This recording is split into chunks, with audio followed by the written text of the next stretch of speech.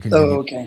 the old man. Now you can literally be the old man shouting at clouds. Hey, Okay. Brent, Brent. Not only does it look like I'm having a Zoom call with my mom, you look like you're in my mom's kitchen. So, like, what? Yeah. Yeah. Is this thing on? Is it working? I can't see you. It's awesome. Um, we had an awesome show yesterday. Wendy joined us, which was really cool to have Wendy on, and we'll do that a little bit more as we kind Yeah. of find people who are both engaged in this thing that we're building. I mean, I guess right now it's more like a tribe that we're building, and then at some point it becomes like a community, and then at some point it becomes like this movement or that kind of stuff. That's And the goal. Yeah. it was awesome to hang out with Wendy a bit yesterday. So just to give you a little bit and bring some other folks up to speed, we ran through the show. Is it called a showrunner? What's the production person? What's that script called? Is it just the script? The Yeah. script It's agent? well. Yeah. It's just the script. Yeah. It's So we ran yeah. through the show script and we ran it through both Gemini and Grok, and we did both of them.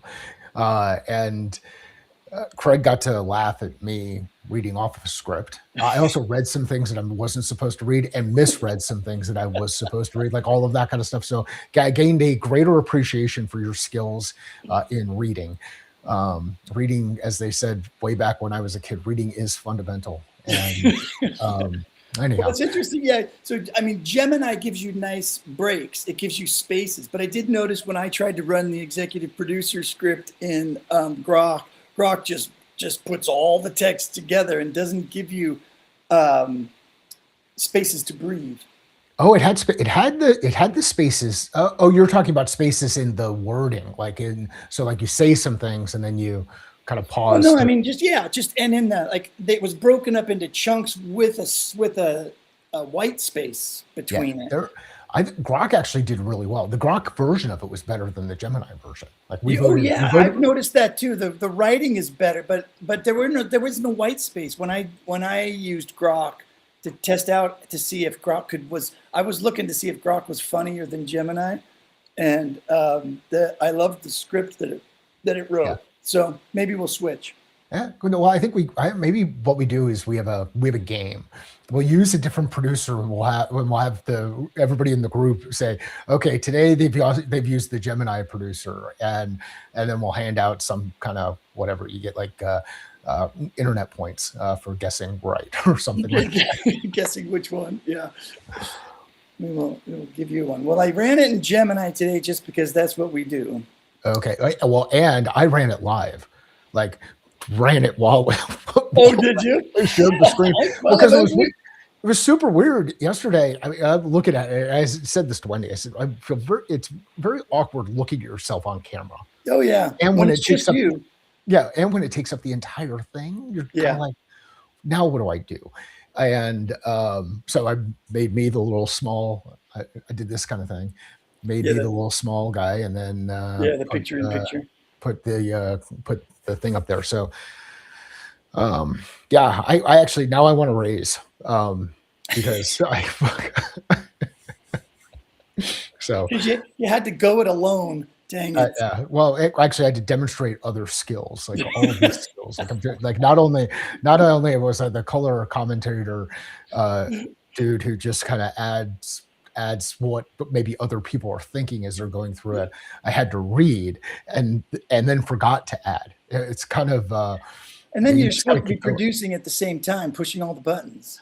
Well, and the producing was super simple because all I did was just left it in one space. We ran into some tech issues, but yeah, awesome, really good, good stuff. Were there any good stories that stood out yesterday? Do you think I really remember?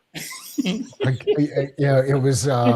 You old guy, you. Yeah, it's the same. It is. Josh Burson showed up in both, Oh, which was kind of interesting to see Burson's name show up in both. Let and me. your website page still hasn't showed up, by the way. Well, I haven't done the thing. Like it's that challenge. I know it's got like a 30. So I'm doing so many different things inside the business right now Yeah. that you get super excited about this cool thing. It's like, oh, dude, it'd be amazing if we Yeah, could yeah. do Oh, something like this. trust me, I know. And then you go and you're like, oh, okay.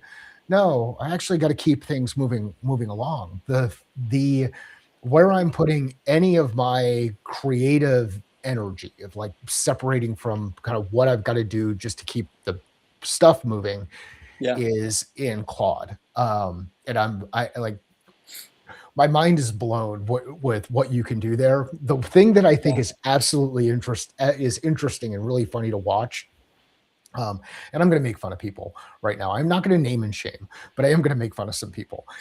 There are so many people out there who are like, I took everything and moved from ChatGPT to Claude, or I'm going from ChatGPT to Gemini. I'm moving everything over here. You're like, are you a fucking idiot? Like, and excuse me, the for what Where's purpose? Craig to identify the F bomb? Yeah, for what purpose? Right? Like, come on. Here's the cool thing about learning out loud when someone gives you tools. You get a chance to use both hammers and screwdrivers to do things, and wrenches. Hammers, screwdrivers, wrenches. You're not like, dude, I found the most. All I have to do is swing the hammer once, and it puts the thing right in. Yeah. So here's what I want to know. This is the frustrating part. When everybody, it's always easy to say that.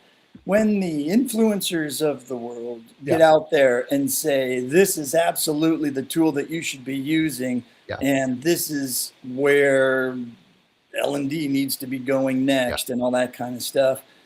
Yeah, you can these days, if it has anything to do with AI, you can pretty much guarantee that in 6 months it's going to be, in less than 6 months, it's going to be something absolutely different. So what I'd like to see, I'd like to hear from people who got super excited and then took a class or a workshop or something 6 months ago. So 6 months ago from today would be what?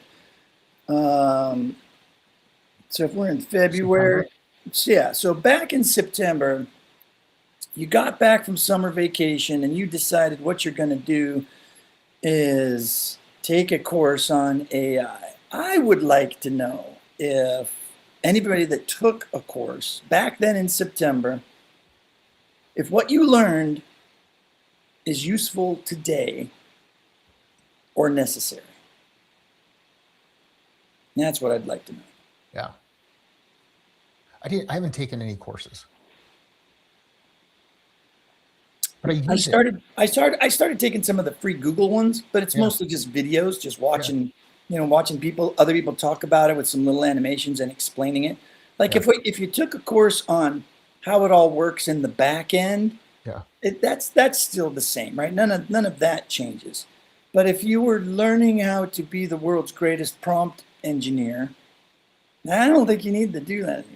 I mean, I don't think it's unnecessary to have those skills. I think it helps you understand, but I just don't think a lot of that stuff's necessary. It's just think the game keeps changing too fast. So here's how my thinking has changed around prompt engineering.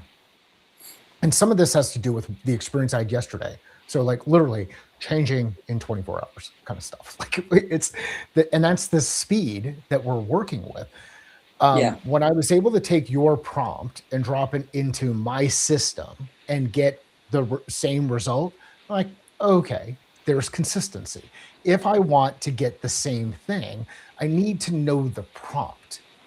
If I don't care about getting the same thing or something that's directionally relevant or close to it, then I can build it on my own. And like I'm working on building this morning, I started playing around with building and maybe I'll show it off depending on where we are time wise on some of the stuff. But I yeah, started building out a skill in Claude, and the skill that I was building out is show notes producer skill. Like, and we've joked about this a couple of different times, and it's a good thing Jen is not up this early in the morning. She'd probably get sick of me saying this story, but the story was we would outsource production of the podcast. Now, here's the cool thing about outsourcing production of the podcast. Yeah. You pay tokens and you get something back, and it happens in a period of time. And typically it was record something, and then within 2 weeks I'd get the produced episode, I'd get show notes, everything was taken care of. The done for you model. That would cost me $250 an episode. Yeah. There are 460 episodes of the Find My Catalyst podcast out there. If you multiply that by 250, you come up with a very big number. Trust Yeah. me. It becomes an investment of sorts. It was absolutely investment, and it was an awesome investment, because had we not invested there, we wouldn't have gotten it done. Yeah. Right. So you make choices, right? And you learn as you go through it. So then fast forward to next phase. We're like, okay, what if someone just takes care of the audio and video stuff, and we take care of the show notes? Cool. We reduce the cost of the outsourcing. I'm going to sneeze in just a second, and this is a good story though.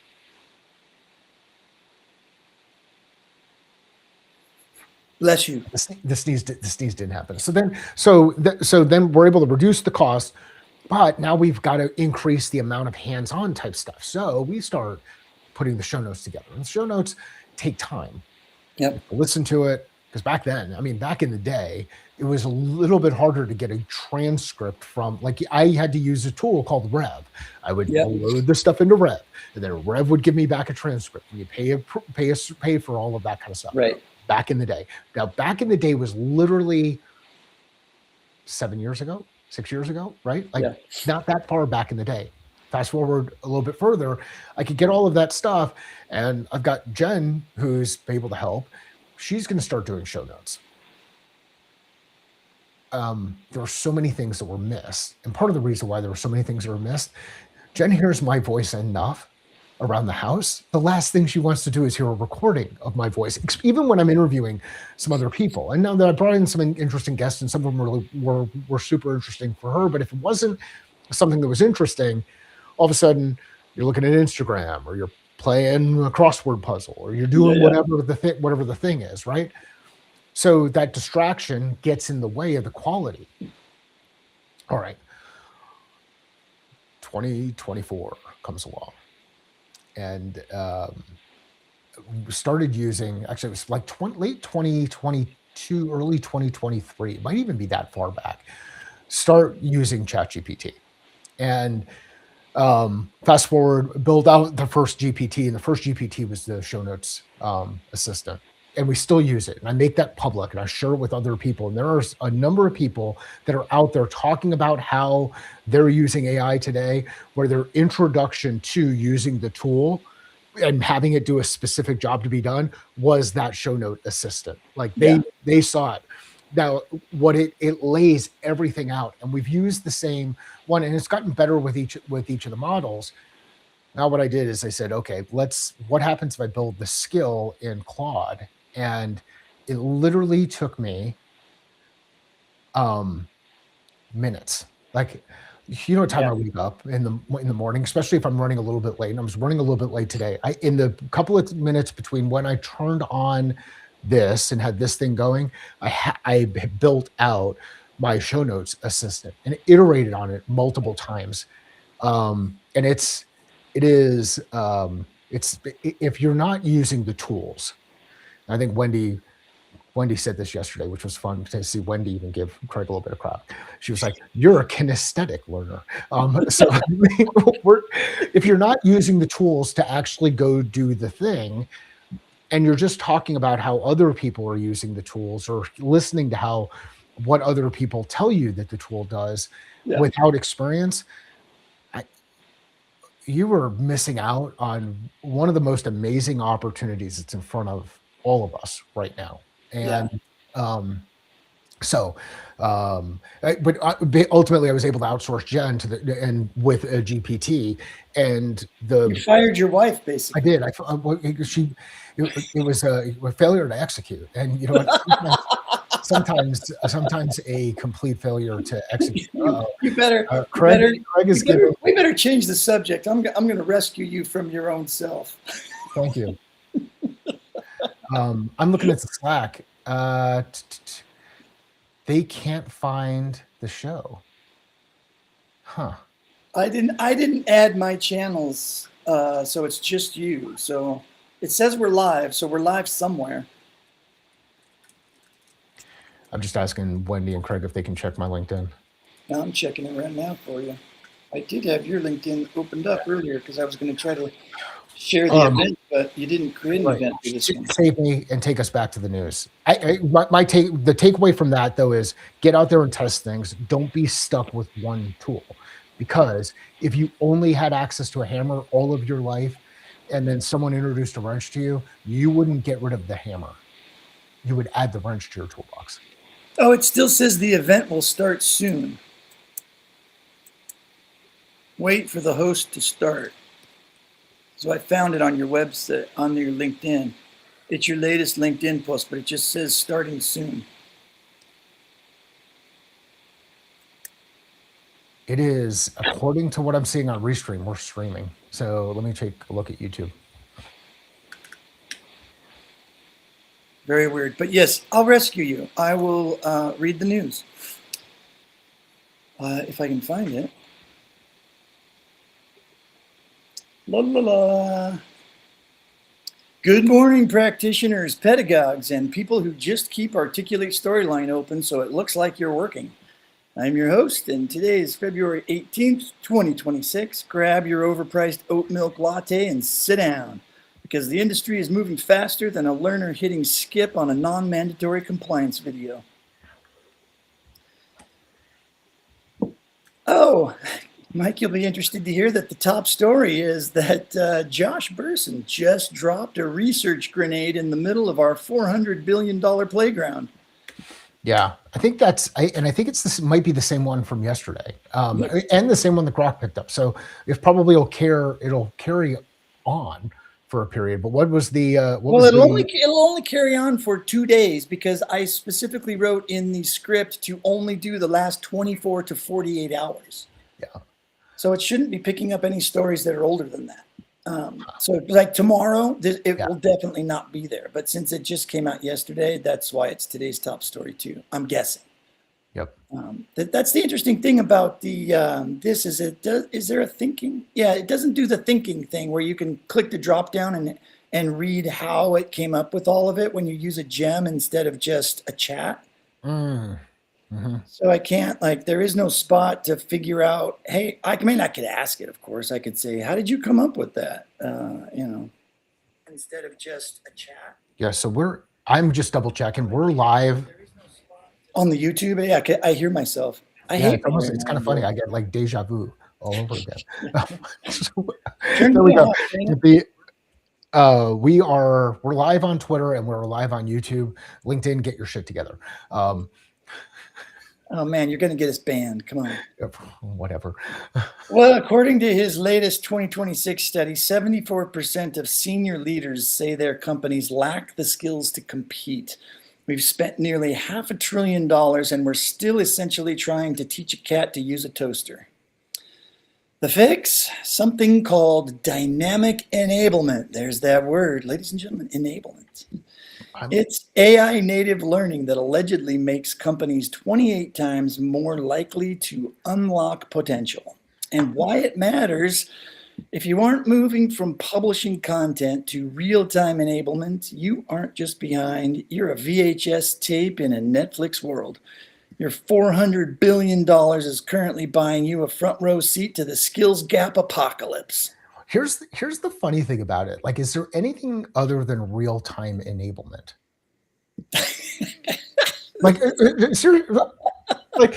From whose perspective? From the perspective of the person who's being enabled, they're being enabled in real time. From the perspective of the person who created the enablement, they're preparing for the person to be enabled. Yeah, and Craig, thank you for telling us that we're still not showing up on LinkedIn. There's something going on with LinkedIn. Unfortunately, Craig won't be able to hear us talk about him this morning unless he goes to YouTube or X. But anyway, so is enablement ever not in the moment? Yeah, no. Right. Is it? And so was this the same story as yesterday? Were they talking about the same thing? Or was this No. just a different part of the report? Because I'll bet there's a bunch of different pieces to the report, and maybe this part of the report is different than what they highlighted yesterday. Have you ever read something and not remembered it because you were reading a script and yeah. Oh yeah, I don't remember any of the news stories from any of the last 80 episodes. So yeah. So we might have to ask Wendy. Be like, hey, Wendy, since Wendy jumped into YouTube. Thanks, Wendy. The I'm kind of wondering, like, maybe what we need to do is talk about synchronous enablement and asynchronous enablement. Oh man, that you're just gonna make everybody's heads explode, Mike. You just stop overthinking this shit. Just just get used to it. We could come up with let's take every single buzzword and let's blend them all together into one phrase and just get it over with. And then Yeah, it's just called anytime anybody's talking about supercalifragilistic. anything, we just throw that word out. Like, or maybe let's do this. Let's invent a new word that is representative of every single buzzword in L&D. And then everybody just use that. And then we're good to go. But then I guess there'd have to be a translation table. Anyways, there is an addendum for this particular story, just in case anybody's interested. And it's funny because I've never asked the script to create an addendum. But anyways, here we go. Story 1, humor addendum. It's a tech tie-in. And for the non-L&D folks, OpenAI just released Sora 2.0, which can generate hyper-realistic videos of your boss actually approving your budget. Analysts say this is the biggest breakthrough in workplace fiction since the 4-day work week. I heard biggest thing since the 4-day work week, but I am so excited that we've actually crossed mediums today. We took our audience from LinkedIn and brought them over to YouTube because LinkedIn isn't working for whatever reason. So can you repeat the story on well, this is the humor addendum, and Gotcha, this is the first time that it's dropped in a humor addendum. Okay, so let me explain to folks that may be new to how the executive producer works. I recently, last week, maybe the week before, changed the story setup. I wanted the very first breaking news story to not skip really, really, really important, like just generic non-L&D tech news that could be important or could be talked about at the office that's a little bit different, right? So Okay. I put some verbiage in around that, but then I also I did ask it to figure out a way and be creative to tie that particular non-L&D story to L&D. So that's probably where this humor addendum comes from.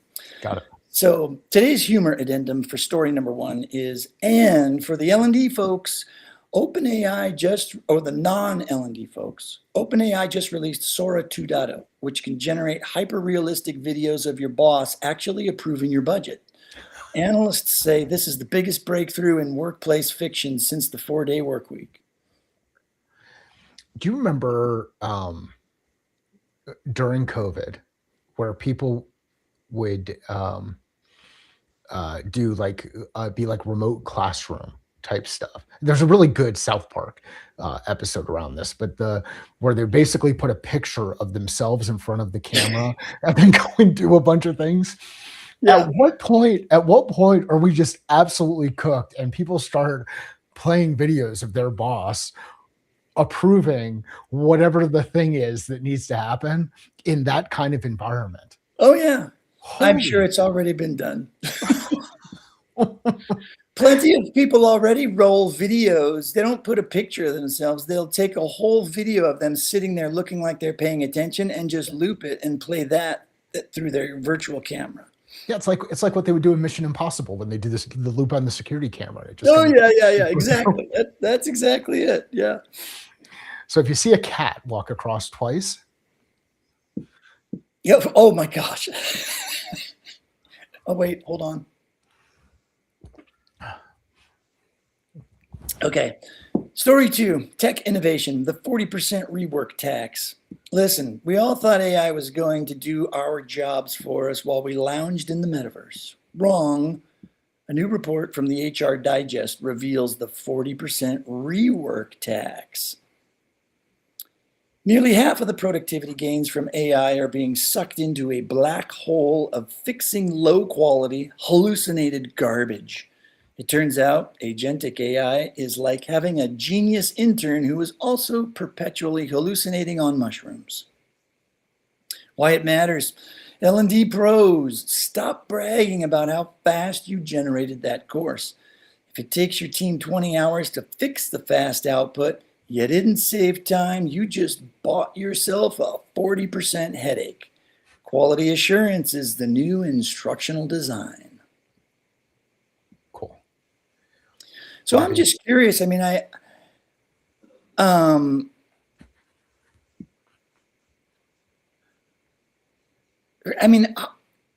I'm wondering how much of this is made up. Yeah. Because, or just like, yeah, I mean. So here's the thing that was kind of interesting. Yesterday when we were testing and kind of going through, and we had both the different versions of the show notes up there, but I couldn't share both on the screen at the same time. Like I'm gonna have to maybe set up another machine, share it so that I can do kind of dual versions at the same time. Or maybe you'll have one running and I'll have one I was running. going to say that's why it's good to have multiple people so you can have multiple cameras going. Yeah. But here's the thing that was super interesting. In the Gemini version, it would include what looked like hyperlinked sources. Right. When I clicked on those sources, it would take me right back into Gemini. Oh. Yeah. Weird, because every time I do it, those links worked. Because you've seen me, I've shared the links to the stories. So I'm talking not anyhow, that was what my experience was yesterday. When I did it through Grok, it took me directly to like the PR, the newswire type stuff, where a lot of where it was kind of interesting. Those were being pushed out through PR. That was my experience yesterday, and I mean, again, that's why if I could, it's go out there and test stuff. Test it. Your mileage may vary. Your experience might be a little bit different, but my experience with your prompt in Gemini yesterday was it click is. on the link. It is. It's different, and because like for today, for example, the output does not have a source at the end of each story. But on some days, without me touching any part of the executive producer, it adds the source at the bottom of each story. And then if you put it into Grok will put multiple sources at the end of each story where it took content from to build that particular story. Yeah. So, but today it does have sources in the top 10 rejected stories. So the cutting room floor does have source links, but today's stories do not. So it is weird how the AI does things differently. But here's more my point, and this is more of an L&D focused point, is that I don't. The reason why I just question this, and if I was in the Slack, I'd say like Craig, I call bullshit on that story, because I can't think of anybody who's out there going, hey, hey Gemini, build me a course on XYZ for these people. Oh, looks great. Publish. Because what they don't create all the stuff that we normally create. Like it doesn't create a SCORM file. It doesn't create, like at best today with AI, you can get a bunch of text, and maybe that's what they're talking about. Maybe the text that they're just cutting and pasting out of the AI into Storyline or whatever is inaccurate, and and it just needs to be cleaned up, and developers aren't cleaning it up, or instructional designers aren't cleaning it up. I mean, I don't know. I'm just dying to know, like, where did the HR Digest find 40% of work being reworked, and are they really, what are they really, what are they referring to? Hey, um asking AI to do your instructional design for you gets you 60% of the way there, but then the last 40% you have to do it. Or 40% of the work is you fixing AI before you publish it. I mean, I don't know what they're saying, but I'd be really curious about it, because it just, at first glance, it just does not sound real. Yeah. Because if it's not a 40% headache if it did 60% of the work for you. I mean, now you only have to do 40% to finish it. Right. Even if what finishing means is changing all of the things that AI hallucinated, that's not a bad thing. I wouldn't call that a 40% tax. I would just say, hey, yay, I'm 60% of the way there. Now I only have to do 40% of the work that I used to do. A lot. Do you ever hear people talk about last mile type Yeah. stuff? Yeah. Yeah. Yeah. And I mean, I think this is one of those things. There's a benefit to being the thing that helps you get through the last mile, or Yeah. whatever it is. Or The get you cool to the part, last mile so you can grind through it, because it's the last mile is always a grind. well, and it's cool if somebody else can get you to through the first 99 miles, or the Yeah, first, exactly, whatever, right? whatever, like that piece, it just gets you so much further. Here's the thing that I love about the tools right now is they take feedback without judgment. Yeah. Like literally, like I Yeah. can. I know. That's the best thing. Well, you saw. Sorry, I didn't mean to interrupt. It just reminded me of, you saw that video that I created in Grok accidentally, and using the Imagine thing, where I actually typed in. I said, "That's horrible. Please try again." And so it did. It was awesome. What and it made you like, or was the first one flamboyant, or actually, and then it actually took your text and put Uh-huh. the It's text in it, there, it converted it to which audio. We should play the video. it's Andrea Walsh, or Walsh, wrote a book, Go for No. She's been on the podcast a couple of different times. She has a meme, and she went back to some like old memes, and it was the little kid on the beach where the kid's like doing Oh the yeah, yeah, yeah, holding the yeah. hand kind of thing. So I threw it into Grok and just had Grok imagine the video, and then posted the video of that back to her, and she was like, like mind blown. So now what I'm going to do on some of the ones that I really like, the Yeah. uh, inconceivable as the meme is awesome. Like that convert, and now that's a tough one because it's already in the video, it's already in the movie, it's in The Princess Bride. Like you see the video that's already there. But there's some of these things where they can be reshaped or reimagined. Like well, anyway, so just different things that you can do with the tools, and these are all, you are being a creator, you're creating something Yeah. through the lens, or through your lens, through your perspective. You're prompting it to do something. You're the one who had the idea of, hey, it'd be kind of cool if I could make it do this kind of thing.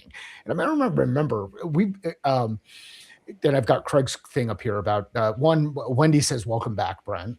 Craig has a comment in here about what he's been saying for a while, so I think he wants to be part of the old men yelling at clouds because he's been saying it for a while. But I'm there's a visualizing it right now. so there's I remember like some of my favorite memories of playing with the kids when they're little, or putting together geotracks setups, Oh yeah.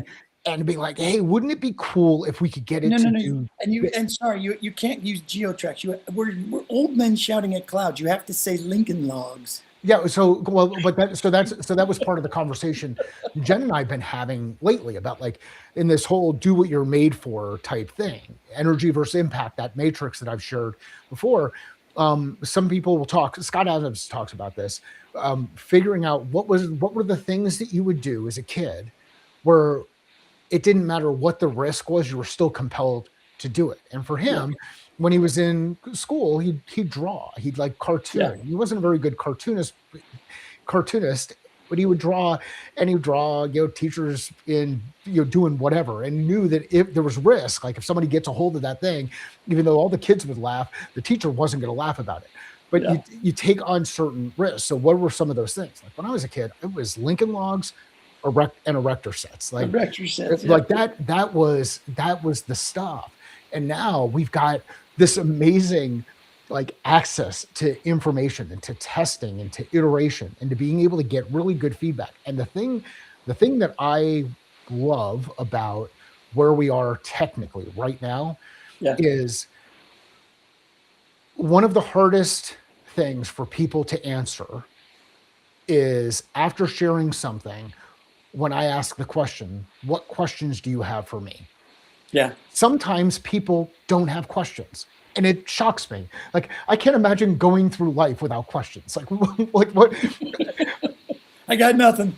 Yeah, and you're just kind of like, huh, okay, well, but that's an indicator, right? So the cool thing about the tool though is the tool comes back and says and prompts you with Yeah. questions. Here's some potential things I can do for you. And you start to see things And I'm like, oh, in a sure. different. I didn't even think about it. Well, Yeah. that's kind of cool. And I always say, yeah, do all of that. Right? Yeah, all of it. Let's just jump ahead. I'm not going to say thank you. Just Give it to me all. do all the things you think of. Just do Use them. all the compute. All the compute. I mean, heck. So anyway. All right, story. Let's move on to our stories before we run out of time. I leave for a day and I ramble. And Wendy, I hear you did a phenomenal job as the as fill-in host, and you're now on the list to be a regular. So clear your schedule. Craig, you too. We're gonna have to start bringing y'all in. And then 3 minutes from now, we'll hear their responses. Like not a snowball's chance in hell, Brent. Well, okay, and I know we've got just I know you're working on getting us back on the rails. If we continue to run into the LinkedIn challenge, we may end up rescheduling our hackathon today because the plan was to run the hackathon through LinkedIn and get all out there. That's right. So it's an event right now. It's an event on LinkedIn. It's not going to be streamed anywhere else. So we're going to have to kind of play that by ear and we'll run some tests and figure it out. Well, you guys will have to run some tests. I won't be here for that. Back to the news. Back to the news. In our human culture segment, the neural snack switch. Neuroscience update. Researchers at UT Southwestern just found a molecular switch in the brain called OTP that determines if you're hungry or full. If we can flip this switch in development, we could shield the brain from overreacting to high-fat diets. Why it matters.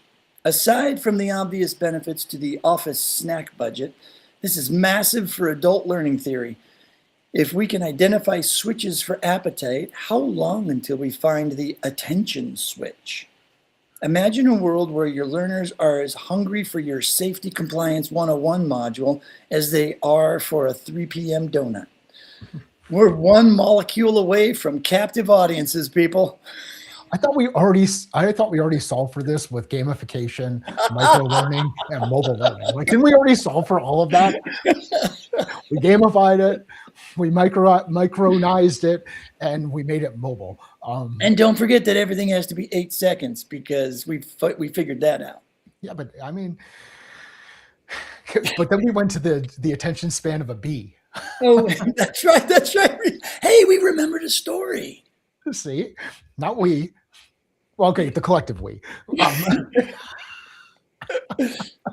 It's like remembering movie quotes. It's just something has to trigger it. But you're right. We did move from the goldfish to the bee story. Yeah. And if anybody wants to Google that, trust us, there is a story out there on Buzz. So, and it was connected to this neuro thing, so it's kind of interesting. Like we're getting into maybe we're hitting some of the BS of learning, the behavioral science of learning. Ooh, the BS of BS. Get it? Come on, laugh harder, dang it. Moving on. Industry specific, healthcare's wall-less revolution. In healthcare and construction news, 2026 is the year of distributed care. Hospitals are moving without walls, focusing on outpatient centers and prefabricated modular buildings. Why it matters. If the hospital doesn't have walls, where do you hang the wash your hands posters? This is a massive shift for healthcare L&D. You're no longer training in a centralized hub.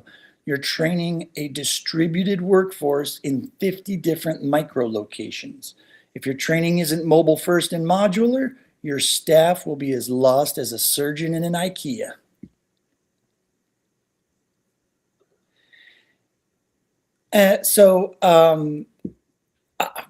How I'll respond to that story is I think that's a good story in that I hadn't really thought of that. I have noticed that hospitals are the whole healthcare system, at least in the US, for our tens of listeners in the UK or other non-US locations, you may not be having this particular thing, but our healthcare system has become just more distributed, I think. And this kind of reinforces that. But I hadn't put the two together that people training in the healthcare space now would have to start doing more, focus more on distributed workforce style stuff. Like, so hospital people might be needing to do mobile learning when in the past they were like, oh, no, we don't need mobile learning because we don't give our people devices or whatever. You know what I mean? Mm-hmm. So, yeah, so it does change for that sector.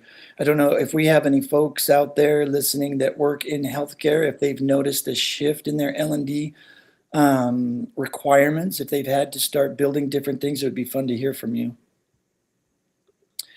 And in our final story today in authoring tools, a warning for the Adobe faithful.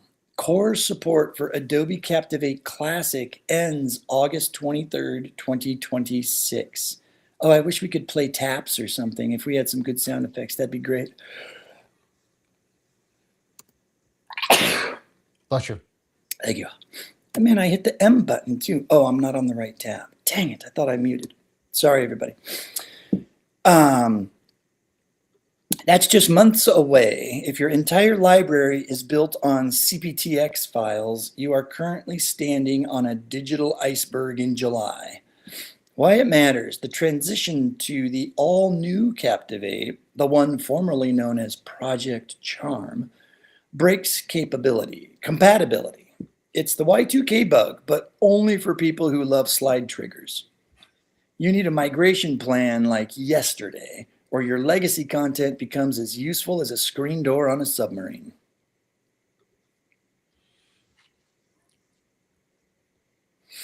Any Captivate Classic users out there?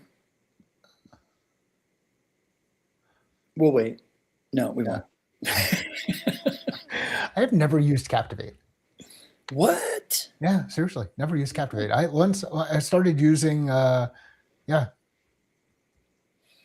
I mean, really, the only authoring tool. I don't know that people would call it an authoring tool. I mean, maybe TechSmith would, but would you call Camtasia an authoring tool? Yeah. Okay, I mean, not in the purest. I mean, you can. Well, here's the funny definition from my end. Can it export as a SCORM file? If yes, then pretty much.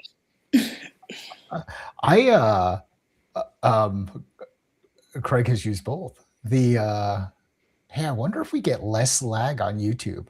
So, in the spirit of full disclosure, this may not have been a LinkedIn issue this morning. It looks like it was a me issue, but something changed. So it's kind of weird. So I went in there to look into our settings, and sometimes I get distracted. Like sometimes every once in a while when you're reading the news, it sounds like Charlie Brown's teacher, and I'm just like, oh, okay, and I start clicking buttons. I hit edit channels, and on the edit channels, it showed that it was streaming out to it, but it wanted me to edit it live on LinkedIn. and it was that's the first time that that's happened. The only other time I've done something directly on LinkedIn with an event was when we tested that one day where I had to put that Yeah. RTMP kind of thing in there. So I wonder if, because we've got 2 live events today, LinkedIn didn't know what to do with it, but it seems super freaking weird. Anyhow, we're here, and I'm just happy that we got everybody. An error created an opportunity for everybody to go over to YouTube. This has got me. I don't think we're gonna have a technical net. I don't think we're gonna have a technical issue for our thing at 10 o'clock. So that's good. Okay. Okay. Good. I know everybody was concerned about that. I was. Well, I might try to join you all from my phone. So I'll keep my fingers crossed, and maybe I can still join. I'll be joining from a dentist's office, but we'll see how that goes. Nothing like going to the dentist. Well, it's not me, thank goodness. Back to the news. Well, that was the end of the news, except for what hit the cutting room floor. So. I lost your audio. Oh, can you hear me? Yeah, I can hear you now. You know what happened was the microphone on this old MacBook Pro is in what looks like speaker grills on the sides, and when I rest my hands on it, I typically rest my hand like right on top of that, so I must like put my finger right on the microphone spot. It's weird. Anyways, there was a Talent LMS 2026 report, and by Talent LMS I mean that's the company. It's all one word, Talent LMS. And they say learning debt is now a thing. It's like credit card debt, but for your brain. We've talked about that before. Yeah. The 97% rule, 97% of workers now ask ChatGPT for advice instead of their managers. I think we've talked about that story before. It's a lot of repetition here, which is kind of, yeah. Which is good for learning, right? I mean, come on, spaced repetition. It's an important part of neuroscience, instructional design, adult learning theory, blah, blah, blah. Quick, what's that one word that covers everything? Maybe it's just blah, blah, blah. If you ever hear me say blah, blah, blah. I was thinking like it could be SAT. Seat at the table. And that's the acronym, SAT. Oh, that might be too short and too common for people to understand what we're trying to do with it. I don't know. This is something we're going to have to think through. Yeah, we'll have to think through it. Because if we can come up with that one word and everybody starts using it, that'd be just great. Maybe we should prompt our Gemini overlord. Oh, especially while we've got him in hilarious mode, that would be great. Ludicrous. Yeah, I'm going to change the word. Oh yes, we have to go into ludicrous speed. EU AI Act updates. New rules prohibit AI from analyzing employee emotions. So you can still be sad at work. The robot just isn't allowed to tell HR about it. That would have been a great story. Come on, Gemini. Yeah. Oh, man. Sometimes the cutting room floor is the best. We've also got M&A fever. Financial institutions are gobbling up fintech startups for their AI prowess. And then we've got agentic AI coworkers. Degreed CEO says AI is now your learning coworker. Hope it doesn't microwave fish in the break room. Hope it doesn't microwave fish in the break room. Got it. Okay. What's worse in the break room? Like burnt popcorn? Well, what's most commonly bad in the break room? And I would say heated up old fish. Yeah. Huh. I don't mind a good burnt popcorn smell. No. But the fish, yeah, now that does catch your attention as you're walking by and you catch a whiff of that. Well, and it just never leaves the microwave. Like, it never leaves the microwave. You have to get an industrial strength acid wash. You get that out. The grind culture death. Research shows burnout is 50% higher in grind cultures. Who knew working until your eyes bleed was bad? VR mainstream. VR training is officially standard in LMS platforms for 2026. What? I call bullshit on that cutting room floor story. I call bullshit on that as well. Yeah. And I'll have to go back to my old rant of it depends on what you call virtual reality, because tons of marketed L&D virtual reality is just interactive 3D images or interactive 3D videos. Yeah. It's not truly environments that you can walk through and interact with. Yeah. So there's that. Number 8 is pay transparency. New EU laws require gender neutral criteria for pay by June 2026. Yeah, okay, whatever. Sustainability I thought we L&D. didn't recognize genders anymore. I can't even do that story. I'm going to have to go back to the executive producer and put in a whole bunch of stuff that it should absolutely ignore. Sustainability L&D. Green skills are the new soft skills. Ooh, there we go. That's a good one. University of Tennessee. This is number 10. Creating a statewide AI ecosystem to bridge the education to work gap.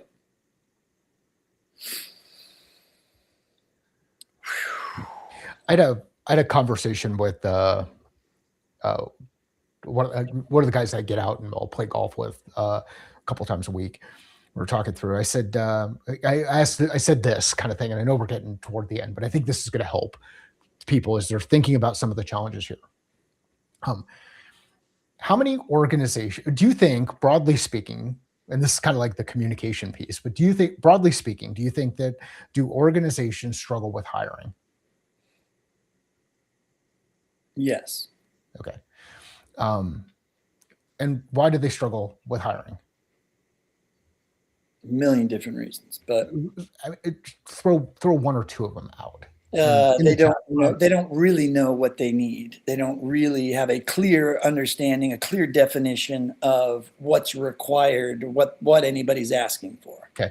Two completely different conversations. That's one of the first things that comes up in the conversation. So we understand it. We've been here before. So follow-up one.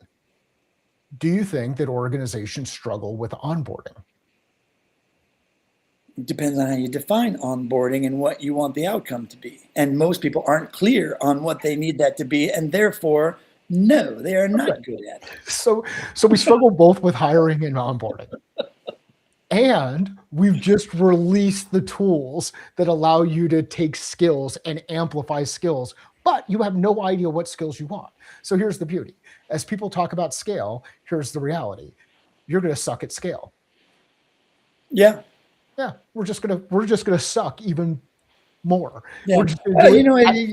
Your workers are going to be asking for that clarity instead of going to the manager, like the story number 2 or number 3 said. Instead of going to your manager and say, what should I be working on? You're just going to go, hey, Grok, what should I be working on today? And it's going to say, I don't know, go golf. And you're going to be like, cool. It is. Grok's going to go, I got you covered. Don't sweat it. I'm going to crank out all your work for you. This is why, and I know this is my whole like shout at clouds kind of thing, and you hear me say it over and over again. This is why it is so important for you inside your organization, even just in your family unit, to document your guiding principles. What are the things that you use to make decisions in order to operate, in order to move forward? Not your values.